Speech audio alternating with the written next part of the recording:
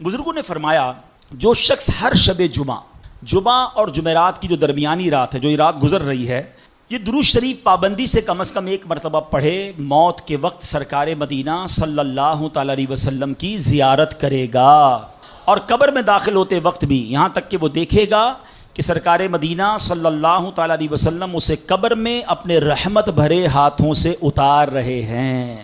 آئیے مل کر پڑھ لیں، اللہم صلی وسلم وبارک علی سیدنا محمد النبی الامی الحبیب العالی القدر العظیم الجاہ وعلی آلہ وصحبہ وسلم۔ حضرت انس رضی اللہ عنہ سے روایت ہے کہ تاجدار مدینہ صلی اللہ تعالی علیہ وسلم نے فرمایا، جو شخص یہ درود پاک پڑھے، اگر کھڑا تھا تو بیٹھنے سے پہلے اور بیٹھا تھا تو کھڑے ہونے سے پہلے اس کے گناہ معاف کر دیے جائیں گے۔ مل کر پڑھ لیں، اللہم صلی علی سیدنا و مولانا محمد وعلی آلہ وسلم۔ جو یہ درود پاک پڑھتا ہے اس پر رحمت کے 70 دروازے کھول دیے جاتے ہیں۔ مل کر پڑھ لیں، صلی اللہ علی محمد۔ علامہ احمد صابی رحمۃ اللہ تعالی علیہ بعض بزرگوں سے نقل کرتے ہیں، اس درود شریف کو ایک بار پڑھنے سے 6 لاکھ درود شریف پڑھنے کا ثواب حاصل ہوتا ہے۔ مل کر پڑھ لیں، اللہم صلی علی سیدنا محمد عدد ما فی علم اللہ صلاة دائمة بدوام ملک اللہ۔ ایک دن ایک شخص آیا تو نبی پاک علیہ الصلوۃ والسلام نے اسے اپنے اور صدیق اکبر رضی اللہ تعالیٰ عنہ کے درمیان بٹھا لیا۔ اس سے صحابہ کرام کو بڑی حیرت ہوئی کہ یہ کون بڑے مرتبے والا شخص ہے۔ جب وہ چلا گیا تو سرکار دو عالم علیہ الصلوۃ والسلام نے فرمایا، یہ جب مجھ پر درود پاک پڑھتا ہے تو یوں پڑھتا ہے، آپ بھی پڑھ لیجئے، اللہم صلی علی محمد کما تحب وترضی لہ۔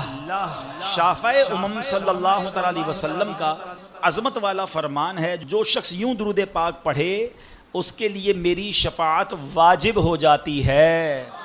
مل کر پڑھ لیں، اللہم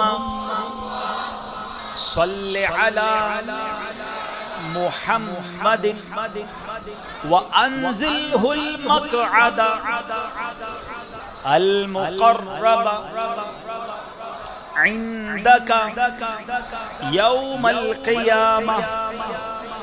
حضرت ابن عباس رضی اللہ عنہ سے روایت ہے کہ سرکار مدینہ صلی اللہ تعالی علیہ وسلم نے فرمایا، اس کو پڑھنے والے کے لیے 70 فرشتے 1000 دن تک نیکیاں لکھتے ہیں۔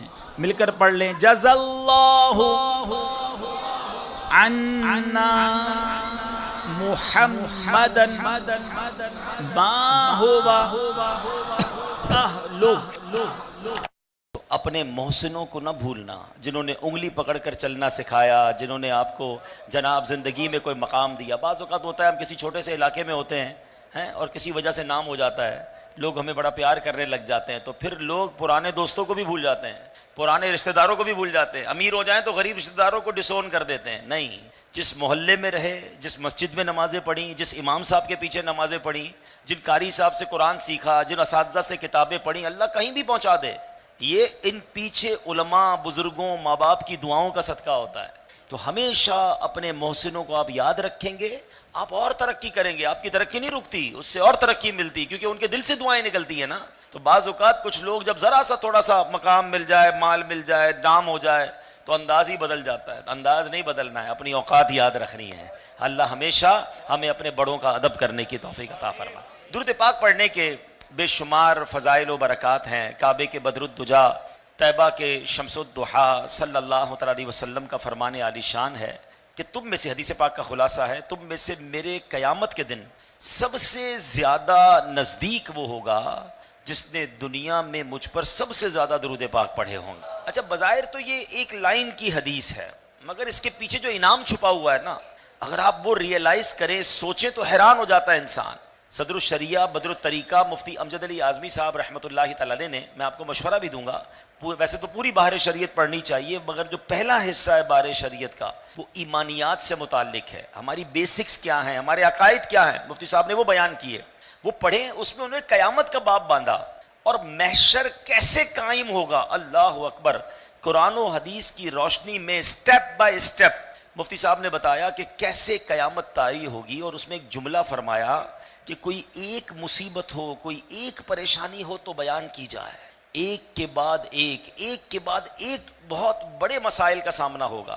زمین تانبے کی، سورج 1 میل پر، آج کروڑوں میل دور ہے سورج، پنکھے چل رہے ہیں مگر ہم سب پسینے سے شرابور ہوئے ہوئے ہیں. آپ ذرا سوچیں کہ جب پنکھا نہیں، سایہ نہیں، زمین تانبے کی اور سورج 1 میل پر ہوگا، گرمی اور پیاس کا عالم کیا ہوگا. قیامت کے دن کی یہ ایک سختی ہی کافی تھی، مگر اس گرمی کے عالم میں سوال جواب ہوں گے. اس گرمی کے عالم میں نامہ اعمال تو لے جائیں گے. اس گرمی کے عالم میں پل صراط سے گزارا جائے گا. یعنی آپ غور تو کریں کہ پریشانیاں کتنی. اور اگر اب غور کیا جائے کہ ان تمام ڈیفیکلٹیز کا، ان تمام پریشانیوں کا حل اگر ہے تو ایک ہی ذات والا تبار ہے جو شافع روز محشر ہے، جن کی سنی جائے گی، جو شفاعت کریں گے. سیدی اعلیٰ حضرت لکھتے ہیں نا، سنتے ہیں کہ محشر میں صرف ان کی رسائی ہے اور کوئی نہیں. سنتے ہیں کہ محشر میں صرف ان کی رسائی ہے، گر ان کی رسائی ہے لو جب تو بنائی ہے. پھر تو بات بن جائے گی نا. اب مجھے ایک بات بتائیں، کتنے پرابلمز ہیں. گرمی ہے، گرمی ہوتی ہے تو پہلے کیا چاہیے ہوتا ہے؟ پانی چاہیے ہوتا ہے. پیاس لگتی ہے. اللہ اکبر. اللہ نے اپنے حبیب علیہ السلام کو وہ حوض کوثر عطا کیا کہ ایک بار جو یہ جام پی لے گا اسے پھر کبھی پیاس ہی نہیں لگے گی. اعلیٰ حضرت کہتے ہیں نا، ٹھنڈا ٹھنڈا میٹھا میٹھا، ٹھنڈا ٹھنڈا اور میٹھا میٹھا پیتے ہم ہیں، پلاتے یہ ہے صلی اللہ. چلے جناب، پیاس کا مسئلہ تو حل ہوگا ہے. اب نامہ اعمال کھولے، گناہ گاروں کے عیب کھل رہے ہوں گے. میرے آقا کیا کر رہے ہوں؟ سبحان اللہ.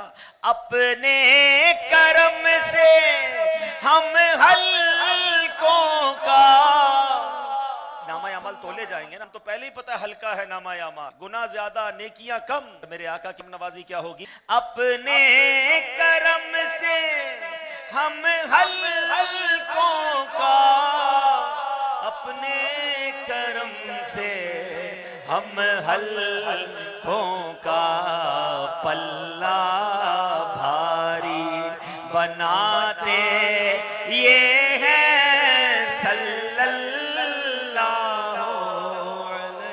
گناہ کر کر کے اپنی بات ہم نے خود ہی بگاڑ دی، اپنے کام خود ہی خراب کیے، مگر بات بناتا کون ہے؟ پوچھو میرے رضا سے. اپنی بنی ہم آپ بگاڑے، اپنی بنی ہم آپ بگاڑے، کون بنائے بناتے یہ ہے صلی اللہ. پل صراط سے گزارا جائے گا، تلوار سے زیادہ تیز، بال شان دے. اللہ کی بارگاہ میں سجدہ ریز ہو کر رب سلم امتی، رب سلم امتی کی صدائیں لگا رہے ہوں گے. تو انشاءاللہ جب آقا وہاں ہوں گے تو پھر گزر جائیں گے. میرے رضا کہتے ہیں، سلم سلم کی ڈھارس سے، سلم سلم کی ڈھارس پیاس سے پل سے پار چلاتے یہ ہے صلی اللہ علیہ۔ تو معلوم کیا ہوا کہ بے شک بڑی مشکلیں ہیں، بے شک بڑی پریشانیاں ہیں، مگر ہر پریشانی کا حل جناب رسول اللہ علیہ السلام کے پاس ہے۔ مجھے بتاؤ نا، جو قیامت کے دور کے پاس ہو گیا، حضور کے قریب ہو گیا، پیاس لگے گی تو جام کوثر مل جائے گا، نامہ اعمال کھلیں گے تو آقا عیب چھپا دیں گے، پل صراط سے گزرنا ہوگا تو حضور انشاءاللہ پل صراط سے پار لگا دیں گے اور شفاعت کر کے اپنے ساتھ جنت میں بھی لے جائیں گے۔ پاک ایکچولی پاک یہ آپ کے پاس وہ پریورٹی پاس ہے، یہ وہ وی آئی پی کارڈ ہے کہ درود پاک پڑے ہوں گے، کثرت سے پڑے ہوں گے تو قیامت میں میرے آقا کا قرب ہو جائے گا۔ فضول باتوں سے اپنے آپ کو بچائیے۔ یہ موبائل فون کا بہت زیادہ استعمال بڑھ گیا ہے، اس کو کم کیجئے اور اپنا وقت درود پاک میں، تلاوت میں، ذکر میں کیجئے اور نیکیاں کماتے چلے جائیے۔ اللہ مجھے بھی کثرت سے درود پاک پڑھنے والا بنائے، آپ کو بھی بنا دے۔ آئیے مل کر محبت سے با آواز درود پاک پڑھیں۔ صلو علی اللہ تعالی علی محمد صلی اللہ علیہ وسلم۔ ماشاءاللہ میں جب آ رہا تھا تو علامہ صاحب بہت ہی عظیم ہستی حضرت امام زین العابدین رضی اللہ عنہ کے فضائل پر بیان کر رہے تھے اور مجھے بتایا گیا کہ آج ان کا عرس بھی منایا جا رہا ہے، تو ایک روایت ان کے حوالے سے اور پھر کچھ میسج دینا چاہوں گا۔ امام زین العابدین کے فضائل تو آپ نے سن لیے، آل رسول ہیں اور کتنی عظیم نسبت انہیں حاصل ہے۔ ان کا تو نام ہی زین العابدین پڑ گیا نا، نام تو کچھ اور تھا، یہ لقب تھا ان کا۔ زین العابدین کا مطلب عابدین کی بھی زینت، عبادت کرنے والوں کے بھی سردار، مگر خوف خدا کا عالم پتہ ہے کیا؟ آپ نے ایک بار حج کا احرام باندھا، احرام باندھنے کے بعد لبیک پڑھنا ہوتا ہے، تو جب لبیک پڑھنے کی باری آئی تو آپ کے چہرے کا رنگ بدل گئے۔ لوگوں نے کہا حضور لبیک پڑھیے، احرام کے بعد لبیک پڑھنا ضروری ہے۔ فرماتے ہیں مجھے ڈر لگ رہا ہے کہ کہیں میں لبیک کہوں تو سامنے سے لا لبیک نہ کہہ دیا جائے، یعنی یہ نہ کہہ دیا جائے کہ تمہاری لبیک قبول نہیں۔ اور اس پورے سفر میں امام زین العابدین کا یہ حال تھا کہ جب جب لبیک پڑھتے تھے آپ رقت قلبی اور خوف خدا سے بے ہوش ہو جایا کر۔ کیا سیکھ کو ملا؟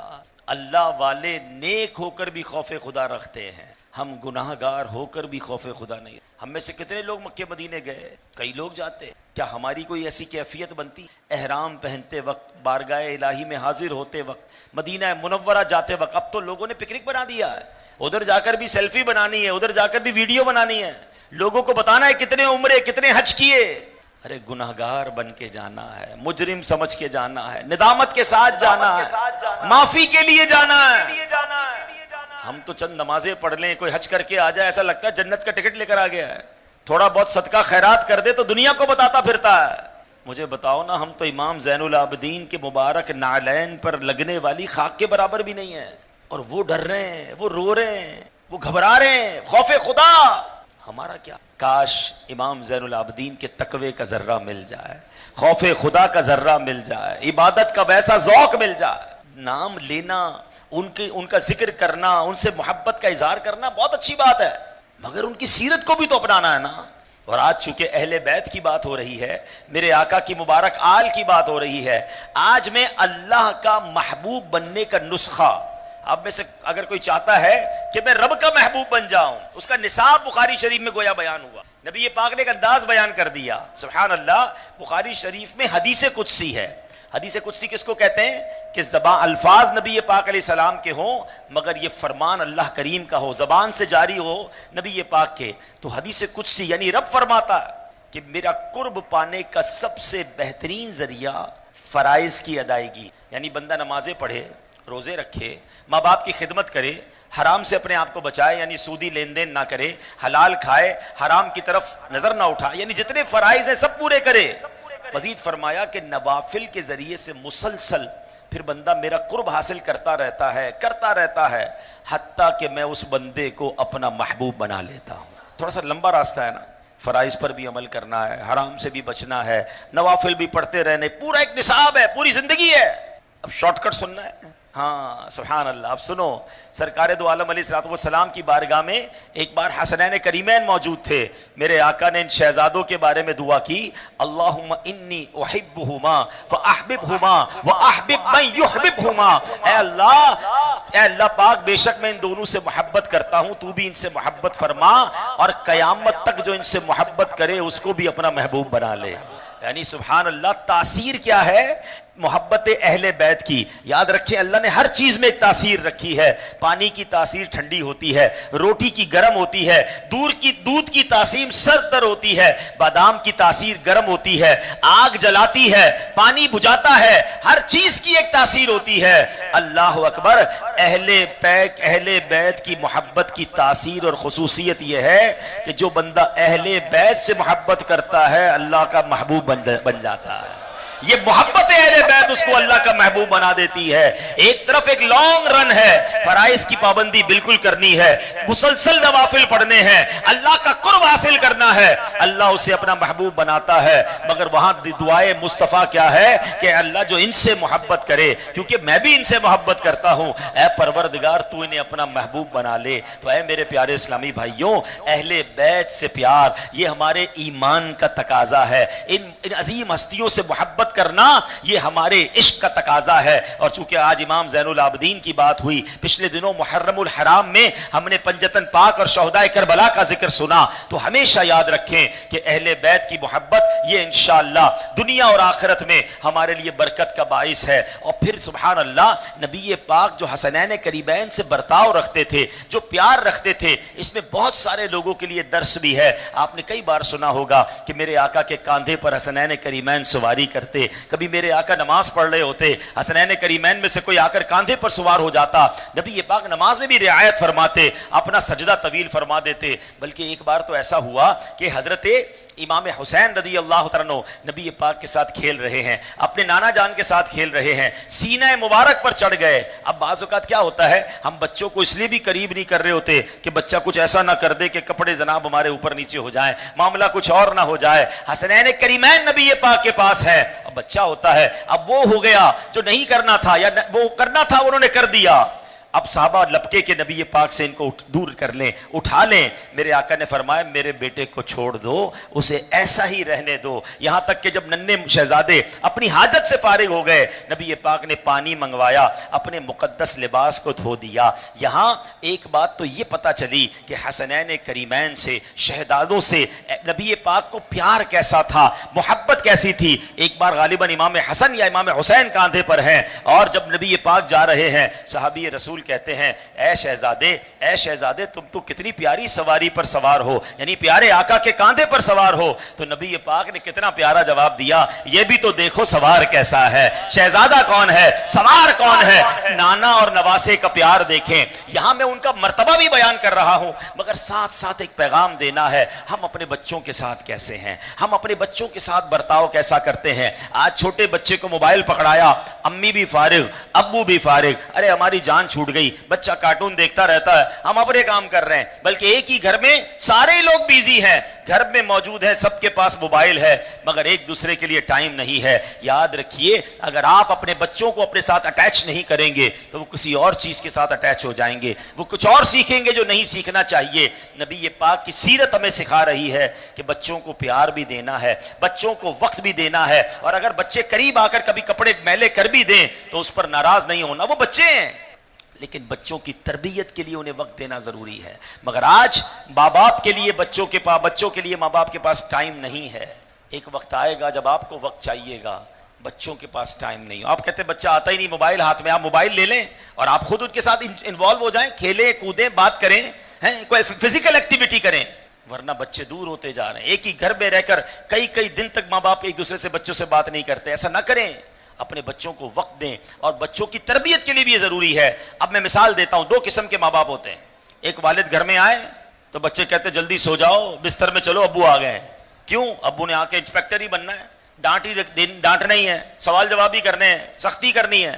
اور ایک والد وہ ہے جب گھر میں جاتا ہے بچے دوڑتے ہوئے آ جاتے ہیں, ابو آ گئے, دادا آ گئے, اور چپک جاتے ہیں. بتاؤ ان دونوں میں سے کون سا والد ہے جو بچوں کی تربیت کر سکے گا, جس سے بچے پیار کرتے ہوں گے نا, جو قریب آئیں گے. اب پھر سمجھائیں گے نماز پڑھنا ہے، سچ بولنا ہے، بری بات نہیں کرنی، کیونکہ آپ کی بات چیت ہو رہی ہے، مگر ہم تو سارے ہی مصروف ہو گئے. میں نے پہلے بھی ایک بیان میں واقعہ سنایا تھا، وہ ہے تو چٹکلا لیکن واقعی ہمارا حال اب ایسا ہی ہو گیا ہے. واقعہ یہ تھا، پتہ نہیں فرضی واقعہ ہے یا سچا واقعہ ہے، کہ ایک گھر میں ڈاکو آئے اور ایک بوڑھی خاتون موجود تھی. تو ڈاکوؤں نے بوڑھی خاتون کو پہلے تو باندھا رسیوں سے اور سارا سونا زیور وغیرہ سب جمع کر لیا. جب جانے لگے تو دوست نے کہا یار اس بوڑھی عورت نے تو ہمیں دیکھ لیا ہے، اس کو بھی قتل کر دو ورنہ یہ گواہی دے گی، ہم مارے جائیں گے. کہتا ہے یار بات تو صحیح کر رہے ہو، اس کو چھوڑ کے جائیں گے تو گواہ رہ جائے گا، تو کیا کریں؟ تو قتل کر دو. بوڑھی اماں کہتی مارنا چاہتے ہو مجھے مار دو مگر آخری خواہش ہے. کہ کیا خواہش ہے؟ سامنے جو سوئچ لگا ہے نا یہ بند کر دو. ارے اماں مرنے سے پہلے یہ کیسی خواہش؟ کہ میں کہتی ہوں نا بس یہ سوئچ بند کر دو. اچھا چلو یار بوڑھی کہتی بند کر دو. سوئچ بند کیا، جیسے ہی سوئچ بند کیا تو ایک کمرے سے بیٹا نکلا. امی دیکھو یہ بہن نے لگتا ہے وائی فائی بند کر دیا ہوگا. ادھر سے بہن نکلی، دیکھو امی آج بھائی جان نے پھر وائی فائی بند کر دیا. تیسرا بیٹا نکلا، میں چھوڑوں گا نہیں، کس نے وائی فائی بند کیا ہے؟ اب دیکھا تو ماں بندھی ہوئی، ڈاکو کھڑے ہیں، سب بچوں نے مل کر ماں کو بچایا، ڈاکو بھاگ گئے، ماں کی جان بچ گئی. تو پتہ چلا کہ بچے گھر میں تھے مگر سب اپنے کاموں میں مگن تھے، گھر میں کیا ہو رہا تھا یہ بھی نہیں پتا. کہتے ہیں نا آج کے بچوں کو گھر سے نکالنا ہے تو وائی فائی بند کر دو، ورنہ گھر سے کمرے سے بچہ نکلنے کے لیے تیار نہیں. یہ ہم نے کیا ہے. حسینین کریمین کی نبی پاک سے پیار محبت ہم بچپن سے سن رہے ہیں، مگر ہم کتنا بچوں کو ٹائم دے رہے ہیں. حضرت عمر فاروق رضی اللہ تعالیٰ عنہ گورنر بنایا کرتے تھے. آپ نے ایک گورنر بنایا، پروانہ جاری کیا، اس کے لیے آرڈر جاری کیا، آپ کے ساتھ ہی وہ بندہ کھڑا ہے. ایک بچہ دوڑتا ہوا آیا، حضرت عمر نے اس بچے کو اٹھایا اور چوما. تو برابر والا وہ گورنر کہتا ہے آپ بچوں کو چومتے ہیں، ہم تو نہیں چومتے. آپ نے فرمایا جلدی سے اس کی گورنری کینسل کرو. جو بچوں سے پیار نہیں کرتا وہ رعایا سے کیا پیار کرے گا؟